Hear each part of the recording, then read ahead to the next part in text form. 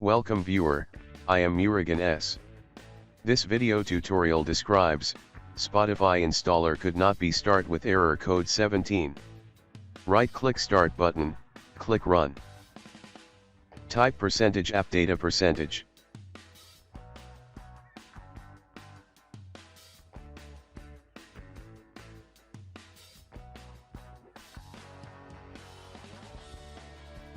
Open Spotify folder.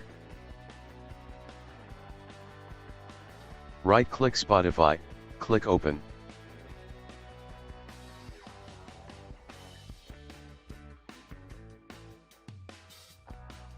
Log in with existing account or create new account.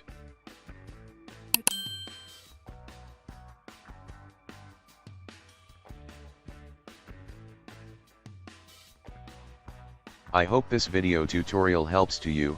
Please like, share and don't forget to subscribe my channel. Thank you very much. See you next video.